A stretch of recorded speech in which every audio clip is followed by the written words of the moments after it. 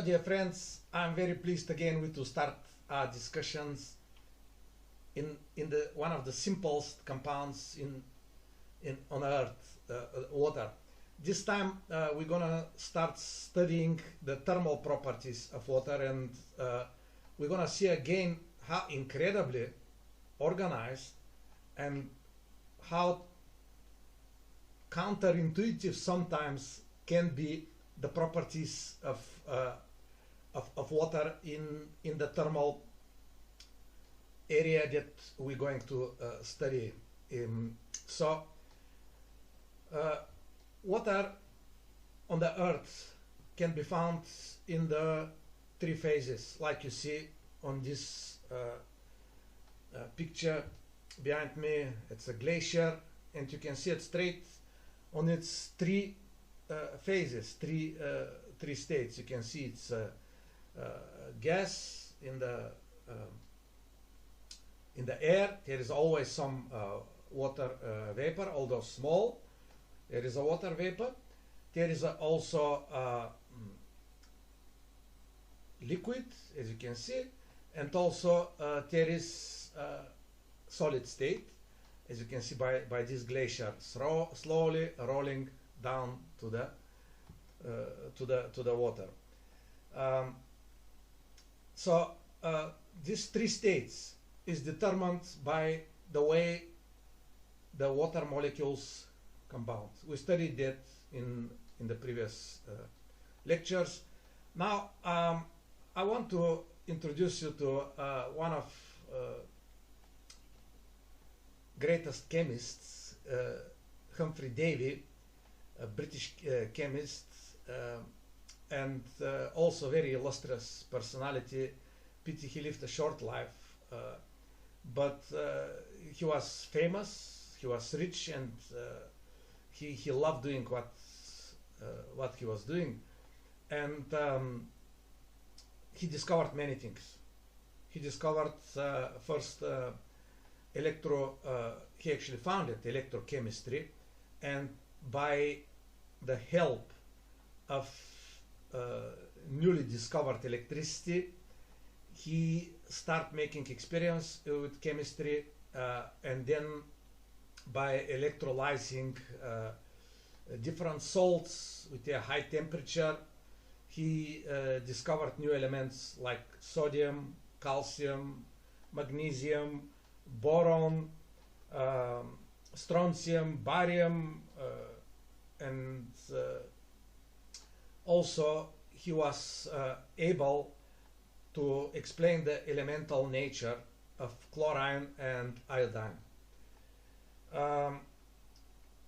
He studied what actually causes these separations, because, as you know, in the solid state the salts are very strongly bonded with ionic bond. We studied it. So now, what forces we need to separate this lattice energy, because we saw that they are not connected with their valence shells. They are connected as ions. So now we need to have some energy to start separating them. And then first we boil them, and then after, even they boil, they keep the ionic structure. See, so they flow, but they are still ions, and the liquid keeps together. So now we need to put electricity, and when we put the electricity around 800 degrees by table salt, then we're gonna see a chlorine, and you're gonna see elemental sodium, which is very rare because it's very reactive and quickly oxidized. And both chemicals are very reactive, and chlorine is poisonous, sodium can burn you, and it is very reactive metal. Reacts violently with water, and also it's very quickly oxidized there, because it's so reactive. You've got only one electron in its shell, and he wants to donate it as desperately as possible. So he discovered all of these elements with electrolysis, and he also discovered Davy lamp, which helped miners not to blow themselves down in the mines, because if they use a normal lamp, the gas which can be at the mine can catch the flame by the lamp, and then huge explosion as it happens. Even today, some illegal miners are not using his lamp, although it's invented like 200 years ago. And he invented that lamp that actually protected miners, so that it's not gonna, the flame is not gonna ignite the methane and the other gases that can be in the mine. So great discoverer. And young Faraday also worked for him, and he was also president. Humphrey Davy was president at the Royal Society. Now, why I'm saying all of this about Humphrey? Now, one cold winter day in London, he took 2 pieces of ice, and the people gathered around him, and there was quite a crowd, and he started rubbing them. And as he was started rubbing them, solid pieces in cold day, right? In London, the ice started melting. And in this way, he disproved the caloric theory, which was prevalent at previous years, in the 18th century. Even Lavoisier believed it. But he proved that actually there is nothing like caloric theory, because they believe that there is some kind of liquid inside of everything that moves from one hot object to the cold object, and this is what it makes it cold, which is obviously, it's not true, but this is what they believe. So now he discovered that actually the temperature is a result of moving, because when you start rubbing the ice get melted. So I start thinking that what could cause this, and he disproved that previous theory, and he started thinking that the atoms actually that are warmer than the colder one, actually they move faster. And this is called the kinetic theory of heat. Now we know that high temperature is a result of higher moving of microscopic particles, be it atoms or molecules. When they move faster, it's hotter, right? And this is why when we put our hand on the stuff, because they move faster, they hit our nerves at the sharper angle, right? So now our nerves experience more force of this faster moving molecules, and we experience it as a heat.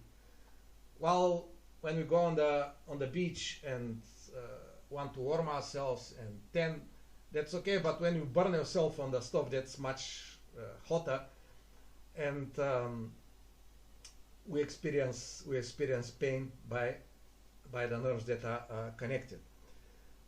He discovered also not only all of these elements and also this kinetic theory of heat, but also if it was there, that would be insufficient, you know, to keep him as a great scientist.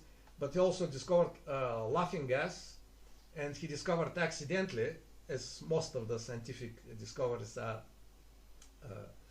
made. When he experienced with some nitrogen and oxygen, he found that nitrogen oxide produced immediately, because it's invisible, right? You can't see it. It's transparent gas. Doesn't have color like chlorine. And then he started laughing, and then he made a connection that there is a substance that makes him laugh, and this is actually the laughing gas. Many people use it as actually a narcotic, and as a drug, to drug themselves. The dentists sometimes use it as a anesthetic, and I've got a friend of mine, Dr. Kamen Genov, very good dentist in Manhattan, New York. So he told me one day comes a patient. He didn't know he's a drug addict, so he did his teeth, and the patient begged him, please put some laughing gas more and more and more. And Dr. Genov said to him, oh, no ways, you can't do that. So Humphrey David actually discovered that as well. Now let's go to our discussion on the water. Once we saw that actually it is the moving of the molecules and the atoms that create thermal effects. Now let's move now to the molecular level, and let's see what's actually happening. Now what you see here is there's a molecule of water, and then you see different ways how this molecule can stretch and pull and actually change its form. Now very well this picture represents the bond, like you see little springs. So these little springs actually they're not static, because if it's static there is going to be absolutely zero. At absolutely zero there is no movement at all. They always move, always, right? There is a random movement all around. There is no very orderly movement. This is why the thermal energy, it's one of the lowest quality of energy, while electrical energy is one of the highest ordered energy. But now if we look at this molecule, we've got few ways this molecule can actually stretch and do its movement of the atoms within the molecule. Now we've got bending. Look at it now. The molecule bends like this. Then we've got symmetric stretch, you know, on both sides, and then we've got asymmetric stretch. You see, on the one side and on the other side. And what's happening is actually when we've got energy hitting this molecule start reacting by stretching the atoms, be it bending, be it symmetric, or being asymmetric stretching. Now the water molecule is bent, and you know very well it's a polar molecule. It's not like carbon dioxide, which is a linear molecule, and wherever stretch it comes, like symmetric, non-symmetrical, or bonding, always produces infrared radiation after the molecule gets excited and gets more energy. So now I want to show what is the consequences of that globally, absolutely globally. Now look at it now. Where is the sun? The sun, as we know all, emits lights, right? It emits lights, and this light emission reaches our Earth. And when it reaches our Earth, what's actually happened is that passes through the atmosphere, as you can see here, reaches the surface of the Earth, right? And then after warms it, because when the light hits, light is energy, carries energy, the photons carry energy. When they hit anything, they start making the molecules move, just like I showed you now. They start moving. And when they move, their energy now, it's not exactly the same as it came, because they absorb some kind of this light and they emit another light, another type of light. And what's happening is when the sun shines on the Earth, mostly it's a white light, and this white light get a broad spectrum from ultraviolet to red light. And when all of this spectrum, which we perceive as white, because it's all rainbow colors like we see it in a rainbow when there is a there is a rain, and you can see then the light gets refracted, and then we see it as a different colors because they've got different wavelengths. So the longer wavelength has lower energy, and the smaller wavelengths like ultraviolet, X-rays, gamma rays are the most energetic particles. Actually, they can ionize a lot of things and can create a lot of problems. This is why ultraviolet, actually, it's ionizing radiation. It's ionizing light can create cancer also. It's terrible, as well as X-rays and gamma rays. So now we've got light coming to the Earth, hits the molecules start stretching, bending, and start moving all around, and they emit infrared light, which we perceive as heat. So now this infrared light, because it warms the air, right? Now we get warmer, and it's good that the sun is at that distance from the Earth.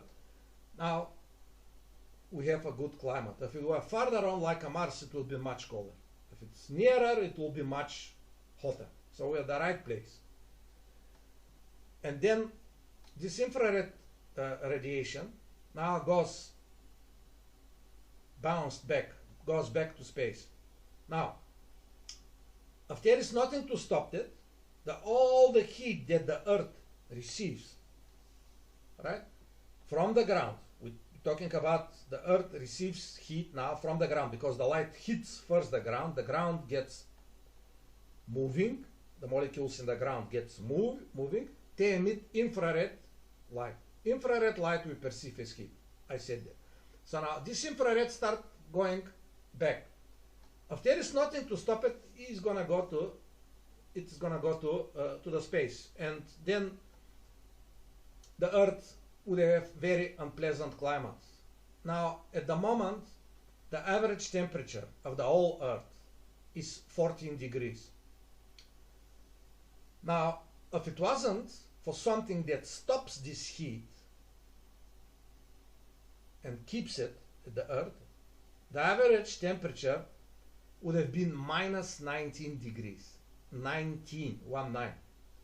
So it would have been 33 degrees lower. It wouldn't be possible to develop life like we develop agriculture and all kind of stuff.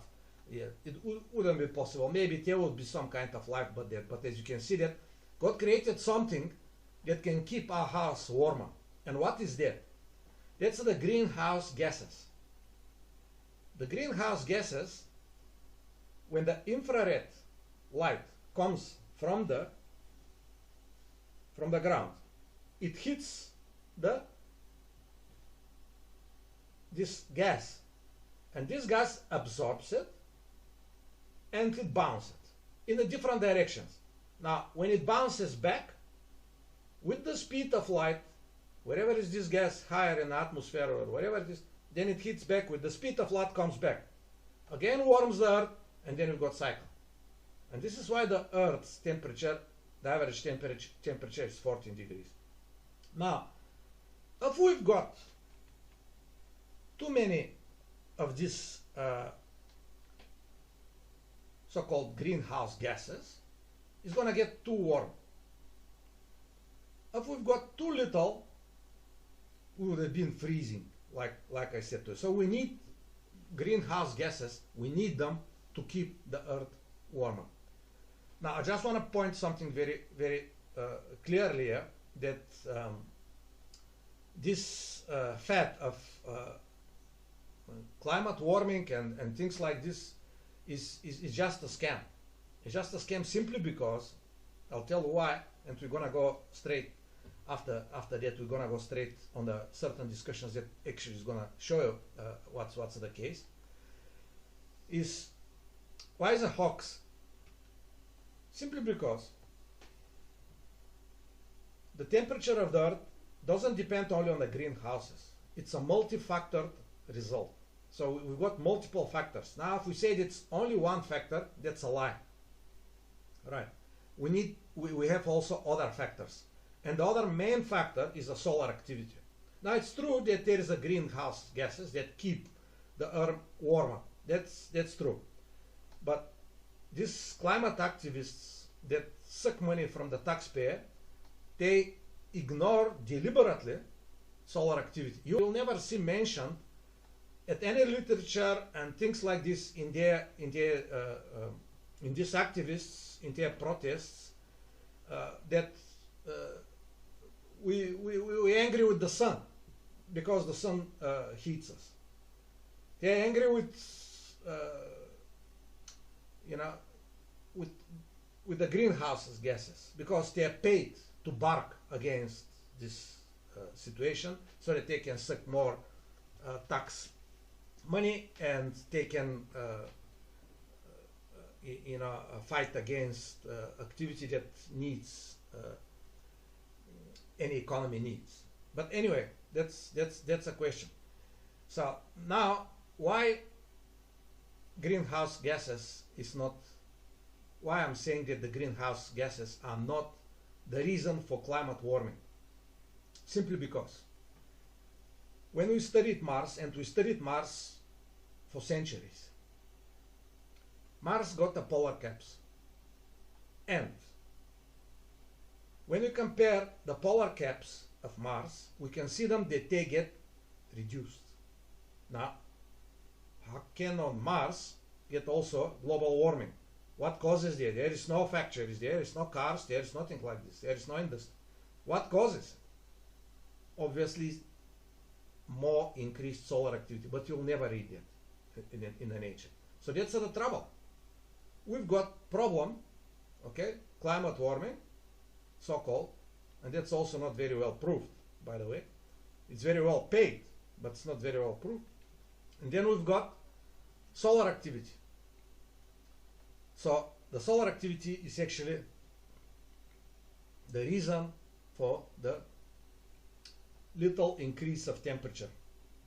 What happened? Now let me show this with beautiful simulation here so that you can know what we're talking about. Now let's put a visible light and let's put nitrogen, which is 78% of our atmosphere, and see what's happening. Nothing. The light passes through the nitrogen. Through the oxygen, also. Through the water vapor, also.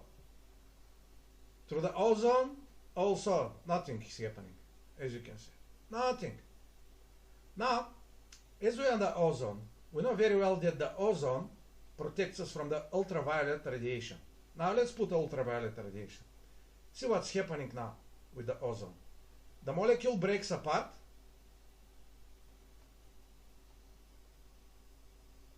Now, when it breaks apart, that means it absorbs the energy, because I said to you that ultraviolet light is one of the, now look at it, I'll just stop it. It broke the molecule because ultraviolet light is very highly energetic. So it breaks, absorbs the energy. As you can see, it's broken, and then after it recombines. You see, it recombines again. You see, breaks and recombines, breaks and recombines. In this way, we've got protected from this ultraviolet radiation. That's in the stratosphere. 50 kilometers we've got. But now if you process all the molecules of ozone, it's going to be 5 millimeters only. You see. But they're 50 kilometers in the stratosphere. So now that's the ozone. Ozone is very bad guy is down in the troposphere where we live. So now what's happening is ozone is actually a poison where we live. But there at the top, the stratosphere, it's protecting us. But when it's down, it can cause a lot of problems. It's very reactive, and is the result of burning of different nitrogen oxides, organic compounds, volatile organic compounds, and other activities, mostly human. And when it's down, it can create a lot of problems. It's down here by us. It's the result of different things, as I said to you, and also incomplete burning, carbon monoxide, and it can create a lot of problems because it's very reactive gas, and it's poisonous, and also it's a greenhouse gas. So now we've got this greenhouse gas very low down in the atmosphere, and this actually causes also problem with the warming. All right, but again I will say this is not the main reason, because it's not so much. Then after, let's go say for example for other greenhouse gases. Then we put infrared radiation, we said, which comes from the earth, because visible light hits the molecules at the ground, at the earth, and then they emit infrared radiation. Now let's take a methane molecule. Now let's put first visible light, and nothing happens. It goes through, but on the way back, when it's infrared, see what's happening. The molecules start absorbing heat. If that wasn't bad, it's okay absorbing, it's alright. But look now, it emits another infrared photon. And we don't know where it's going to emit it. If it's emitted up, that's okay, it goes to the space. But it's emitted also because there are billions and billions and billions of molecules. Then it warms again the earth. Do you see it? It can be down to the earth. Can be up, can be any direction. But because the molecules and the molecules are randomly orientated, see what's happening is going to hit again, and it's going to, when it absorbs, then it's going to re-emit it, and we don't know where it's going to be re-emitted. Now, methane is maybe 20 sometimes more potent gas than the other gas which is actually blamed for that, and that's carbon dioxide. And as you can see, carbon dioxide is also a greenhouse gas. Now this one goes to the space. This electron goes, a photon goes to the space. This one goes to the earth. I say it's also greenhouse. Also, it's transparent to a visible light. You can see it's transparent, but it's non-transparent to infrared light. It's non-transparent. So the light which comes from the sun, visible light, goes down, makes infrared light, and this infrared light goes and hits carbon dioxide, methane, and also I want to show now water. Water vapor is all around. This is why we got rain, this is why we got things. It's invisible. When you see clouds, that's not water vapor. That's a small crystals, very small crystals, which you see them as a cloud. Water vapor is invisible. You may say that, oh no, I see when the kettle boils or when the pot boils, I can see steam. That's not water vapor. You don't see water vapor. Then you see a small liquid molecules. You see, this is why you see them. The steam itself, it's invisible. It's like this simply because it's one of the properties of the water. Water vapor is invisible. When you put it in a kettle, you can sit down when the bubbles start forming, that the bubbles are transparent and visible. They are transparent, the light goes through them. But the steam, when it hits colder air, it starts condensing to a small water droplets. This is why we see them. And the water vapor actually we don't see. So let's go to that. Infrared light hits the water molecule, and the water molecule does exactly the same like the methane and the carbon dioxide I showed you just now. It emits energy. All right. It emits again back energy to the earth. So water vapor is also a greenhouse gas. But now I'd like to ask you a question. Looking at this animation, you can see the water, methane, and carbon dioxide, they are greenhouse gases. But why the water is not considered a dangerous greenhouse gas? Why? Well, what's wrong with the water? I would like you to first think about and then tell me. You can see it's actually more potent by absorbing and emitting infrared light, and that means heat, than even a carbon dioxide. But why carbon dioxide is considered greenhouse gas, but water is not considered? It's very simple. The water is not staying so much in the atmosphere as carbon dioxide. Carbon dioxide can stay there for 100 years. Sure, there is a carbon dioxide cycle where the carbon dioxide gets sequestrated by the trees, the plants, and the plankton. That's sure. And also by the rocks and things like this, then it's held there. But now the water cannot stay so long in the atmosphere, simply because the water vapor gets condensated in the water droplets, makes clouds, and the clouds make rain. So you can see it's quickly recycled. It's not staying so long in the air, and this is why it's not considered a greenhouse gas. Now let's see something that we are very familiar at home, and it's also kind of controversial, and let me tell you that this controversy is artificial, it's not real. Now that's an infrared light. All right, you can see it's also is transparent to a visible light. But now let's go to a microwave light. Look what's happening with the molecule. The molecule again get absorbed some of this microwave light, which is with longer wave. That means lower energy than the infrared, and then does exactly the same like you did with the infrared light. Absorbs photon and then emits it in all directions. So if this is the magnetron of your microwave oven, and you put a food there, you see what's happening. The molecules start turning. Remember what I started this lecture with, that the moving of the molecule creates heat.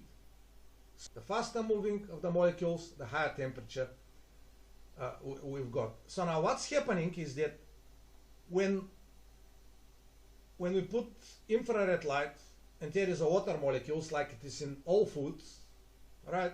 So what's happening? The water molecule start turning, start moving, and then it emits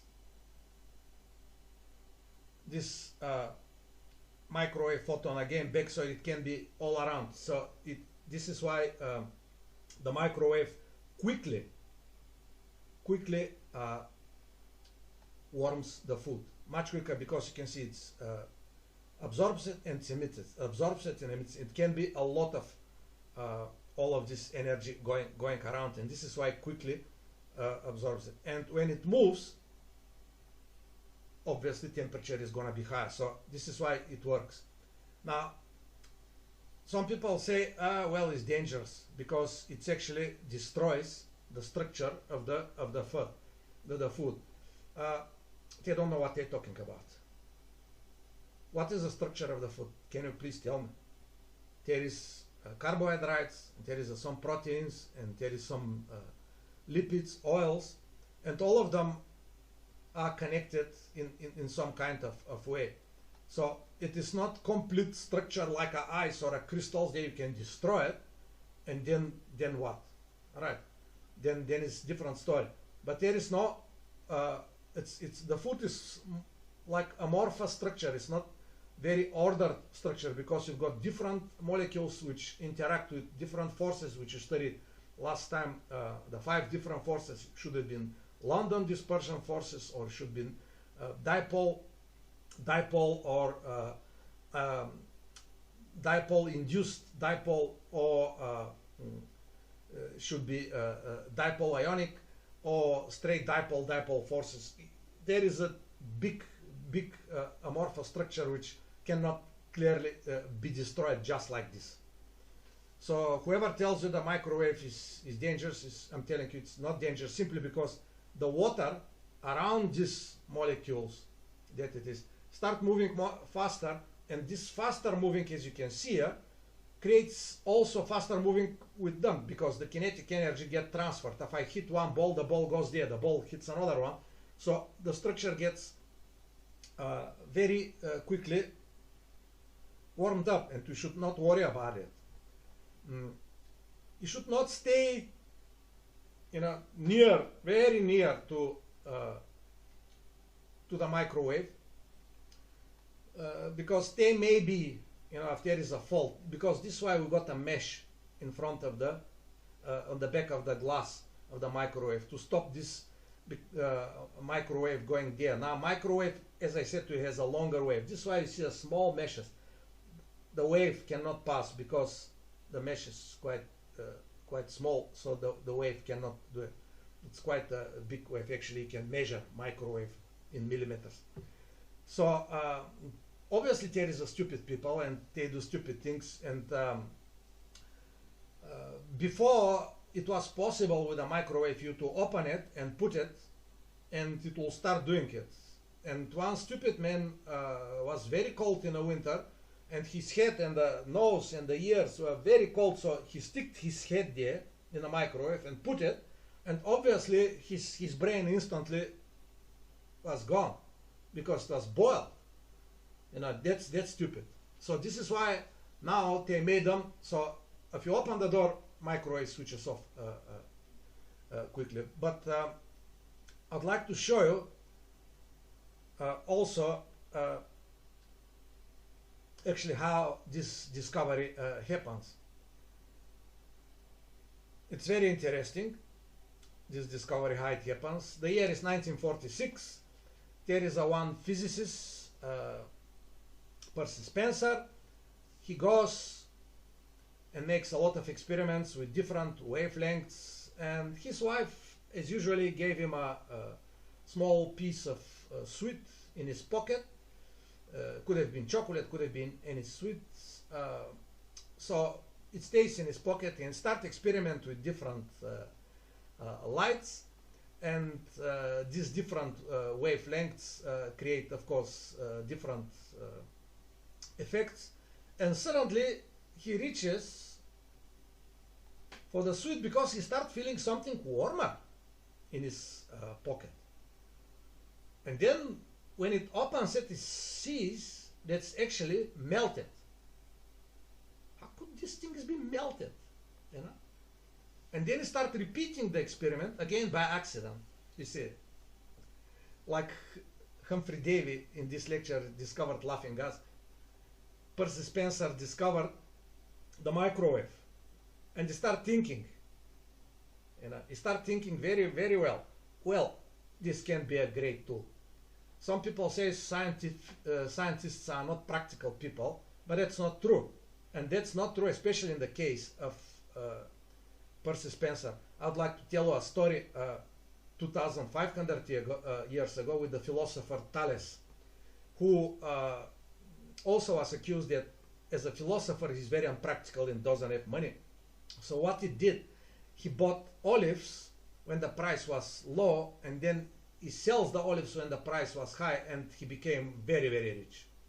What Humphrey Davy did also with the laughing gas and other things, you can see that the science is not just some abstract thing having nothing to do with the reality. Humphrey Davy discovered laughing gas, and it was applied as an aesthetic. You see, but now Percy Spencer did something, and this something is, he says, oh, this can be used to warm food much faster. Then he discovered a microwave, and he became overnight multimillionaire. Percy Spencer. So you can see that's not always the case, that scientists are stupid and things like this, and they're so heavenly minded that no earthly good, they're absent minded and things like this. Now, is it dangerous or not? Let me show actually research that is made with Harvard Health Publishing, and what they say, if you don't believe in my authority, as I'm explaining to you scientifically why it's not dangerous, it's the safest way of cooking, because what's cooking is actually when you put heat, you might destroy some of the nutrients, because some of the nutrients are very, very long molecule, like the protein molecules. And when you destroy them, and when you destroy some of the carbohydrates and the natural oils, actually you denaturate them. What means denaturating? You actually destroy their their value, right? And also the vitamins, they're very long molecules and easily broken. So now when you put energy to this long molecule, you're actually destroying it. And then after you're thinking you're eating something, but you're eating nothing, you're eating trash. So this is why eating a fresh fruit is much better than to take the same fruit and boil it or bake it even worse. You see, look, the sugar doesn't get destroyed because sugar molecule is very small molecule, but the vitamin molecule is quite big, and the other molecules which are very good for our body, also they get destroyed. So now you're eating sweet food, and that's good, and also the taste is kind of preserved. It's not the same as before, but again, you're eating actually much less than you should have eaten if you eat it fresh. Look, you can't eat a raw potato just like this. Potato is not created to eat it, and also this potato is full of starch and it's not destroyed so quickly. But if you'd like, don't bake it so much,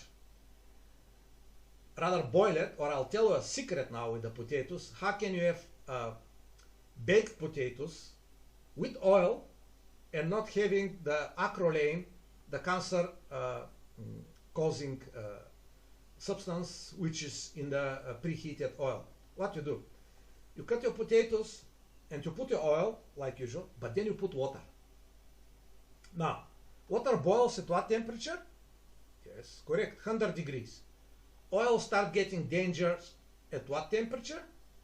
210 degrees. Then it start reaching his smoking temperature. So now when you put water with oil, the oil can never get heated over 100 degrees because the water evaporates. So what you do, you put your potatoes, you put oil like you do normally, you mix it everything nicely, and then you put water. And from time to time, put little water. And you're gonna have delicious potatoes. Put your spices just at the end. Just at the end. And then mix it nicely with the spices. And then you have delicious, healthy potatoes, keeping all the vitamins, mineral substances, and all of these good things that are in the potatoes. So, you see, microwave, because it actually works with much higher energy for a much shorter time, it actually doesn't destroy so much. Well, if you bake something for so long, actually destroy then you destroy the nutrients, destroy the molecules, right? And then after it turns to a trash, as I said. It's not good with baking, especially baked meat, especially on the braai, like it is the national religion of South Africa, the barbecue and the braai that they're calling it. It is just terrible. It's just knocking at the cancer to come inside. It is terrible. The temperature is very high, and a lot of bad substances just go to your body and damage your DNA. Cancer is just next door. But anyway, it is much quicker and much more preserving the nutrients than the normal thermal treatment that the food gets. Look now, you can't make bread in a microwave, and there is a reason why. And you can't also make puff pastry. Also, you can't make in a microwave, and there is a reason why. And the reason is that we don't need only moving of the water molecules which warms it, but then we need, because they move, we need also them evaporating to create a nice structure of the bread with all of these bubbles. And also we need evaporating to make the puff pastry puff. You see, that can come only with evaporating, and unfortunately a microwave only moves the molecule but don't evaporate them. You see, that's why it's very dangerous. That is absolutely very dangerous. You to actually boil water and boil a tea or whatever you want to do with your tea in a microwave. And I'll tell you why. Because the liquid, the water, when it gets superheated, because you got so much energy for such a short time, great power, when it gets superheated, What superheated means is gets above the temperature of 100 degrees. It can go 110 degrees without boiling because the molecules are moving, and especially if using a very smooth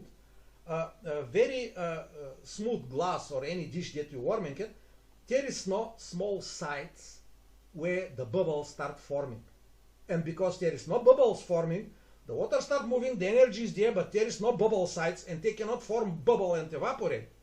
And what is happening now, you're opening that, and you put your spoon, or you put your tea bag, or you just move the glass, and immediately all of this energy get released with explosion, and you get burned face, as it happened to one of my friend's son. He did that, and he got burned hands. Thanks God it wasn't his eyes. But never use microwave because of that reason. It can create a very serious burns. That's what it is. So now that's about microwaves and how it should be used and how it shouldn't be used, and how you shouldn't not be afraid of using it.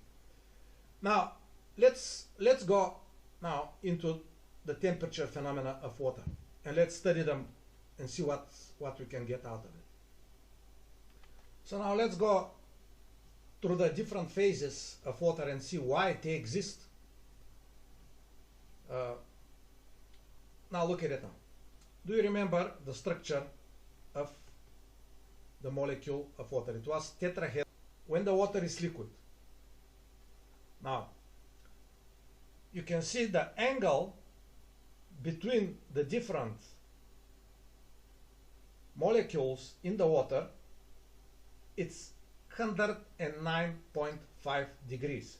This is why the structure is tetrahedral, because in tetrahedral structure this angle here, it's 105 degrees, and all of these angles are exactly the same, 105 degrees, all what we see. And this is why the water molecule, they can get close to each other, form quickly hydrogen bonding, break this hydrogen bond, goes to the next one, break it again, and this is why the water is liquid at room temperature. But now you see what's happening when the water gets below zero. Now God created amazing molecule with the water. This is why I dedicated so many lectures for this simple substance. It's amazing. What is happening when the water molecule freezes? We know it turns ice, but why? We said like this, it forms hexagonal structure. That's fine. But why the angle, this angle here, 109.5 degrees, right? There, and there, and there, and all around, suddenly turns to 120 degrees. Why? Well, what happened? You see how God created amazing molecules so that we can see and we can get it why this is happening. And look at it now. This is actually the structure of the ice. It's different than the structure, the tetrahedral structure that I showed you before, right? It's quite different than this structure, right? Look at it how the angles are not 109.5 degrees, but look now how the angles now are 120 degrees between the molecules. Now, where is 109 and where is 120? It's quite different. Now it forms a hexagonal structure. You can see all of these hexagonals all around. And because the angle is bigger, look at this angle. Look at it. The angle is bigger than 109.5 degrees. The molecules connections get widened up.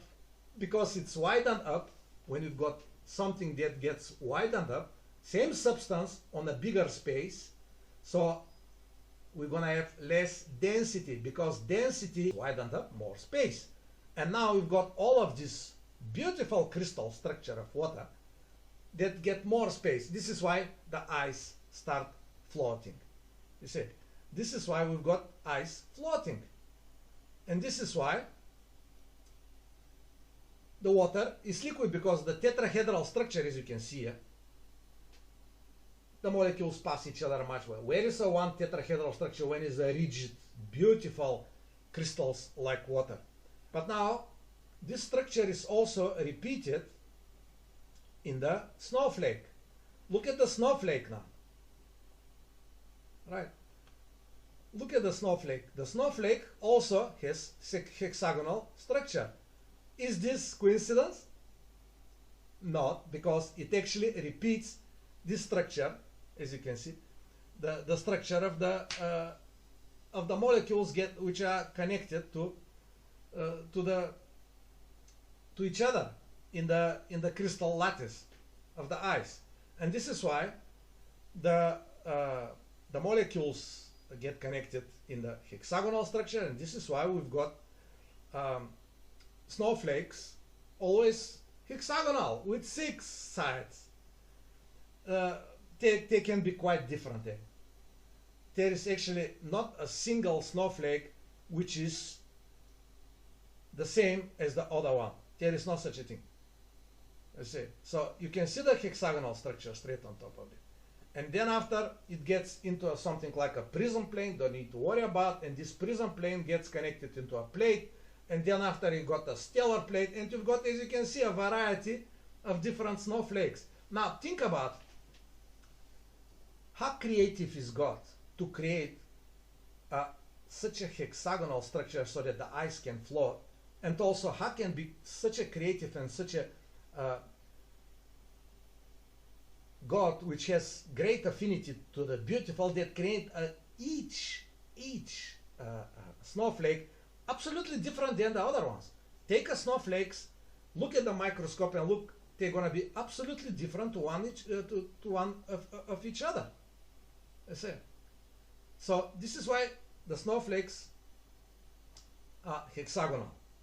Now I'd like to show you something that is extremely important to life. And this is what we studied just now.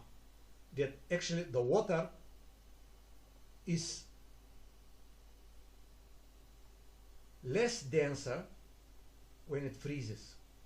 Now, what would have been of the water has higher density when it freezes, like I showed you with the previous lecture with the benzene.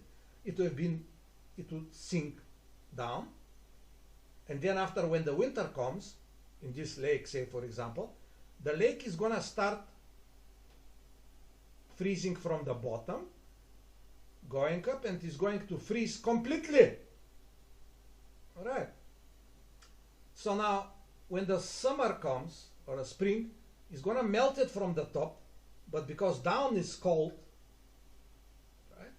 Down is cold, it can hardly go down because the heat, as you know, being lighter and less denser, goes up. The hot air goes up always. The water also, when it's warmer, also has less density, but when it's liquid, when it's cold, and when it's ice, it doesn't sink. It actually has less density. Right? It less density, and less density means it's going to be on top of the higher density, the liquid. Now what's happening? Right? Now can you imagine of the lake freezing from bottom to top? What's going to happen with this fish? They're going to die. They're going to die. All of this, plants, everything, all the fish, all the things in the sea, in the lake, they're going to die. Finish. No more aquatic life. But God created such a molecule. Now you can see it's how all of the facts that we're studying about the molecule, how can get tied up so much that you must be blind not to see the finger of the Creator. I see. So that is such a beautiful things to study, chemistry and the physics, especially in the subject that we have now. I'm so excited about the water that you can spend ages studying it, but we're gonna reduce our study in the few lectures that I prepared for you, and I hope you're gonna get more information than what you know through them. So what's happening in reality with ice being less denser than the water? It goes to the top, at the top freezes, and then after, the bottom, the water, is liquid. The bottom water below the ice is liquid, so aquatic life can carry on. You see? So it is so important to have this property of the water, otherwise aquatic life would die. Well, let me tell you, there is some aquatic life that survives even a frozen. There is animals like this, and one of them is the frog. Like in Zulu, the name of the frog is sele sele. You can take sele sele, take the frog, and actually put it in your freezer, freeze it, and when you defrost it, it's going to be alive. The frog. Do this with any fish, it's finished. But the frog is not like this. Salamander as well, and also a few other animals. But the frog is like this. So now, the ice is on the top, and the lake down has warmer temperature than the minus 30, 40, 50 degrees like in Canada, like in the polar areas that's above. So the water down, it's much warmer because it's protected, insulated by the ice. The ice structure is crystal, so it's a little bit emptier, and this emptiness creates a very, very good thermal insulation. And this is why the Eskimos create their houses from blocks of ice. It's a great insulation. Actually, you can burn fire in the igloo, and the warm stays in, and the minus 50 stays outside. You see. So ice is very good insulator as well. So that insulates the lake. The lake down gets 0 degrees just below the ice, but down at the bottom, the water gets 4 degrees. What warms the water down at the bottom? What makes it warming down at the bottom? Is it any oven there down there by the fish? Is it any warming? No. It's a simple fact. It's another amazing property of the water. At 4 degrees, the water is the densest. The density of the water at 4 degrees is exactly 1 gram for 1 cubic centimeter, or 1 kilogram for 1 liter. That's at 4 degrees. Now, what is happening is, why is happening is like this? So the water gets denser and falls down. And this is why the densest water, as I said, the water is the densest at 4 degrees, and this is why down at the bottom, it's actually warmer. You see? And when it's warmer, it's 4 degrees. Well, you can say 4 degrees, not so much, but it's essential. You see? And this is why the 4 degrees is down at the bottom, and as you go up, it gets cooler. Amazing, eh? The air is vice versa. When you're down at the bottom, the air gets cooler, warmer air gets up. This is why we've got weather. This is why the air is turning. We're going to study that as well. So let me show how this is actually happening and why the water gets densest at 4 degrees. Now this is the structure, as you can see, of the ice. You can see it very well. It's that hexagonal, beautiful crystal structure is nice. Now when the water is below 0 degrees, the water molecules from tetrahedral, which are close to each other and move, they start forming hexagonal structure as you see on the structure. Now they get hexagonal. Now when you warm the ice from 0 degrees and to start warming, what is happening? Some of this hydrogen bonding start moving because you've got kinetic energy, remember? The more heat, the more movement. The more movement, the more heat. I showed you that through this presentation.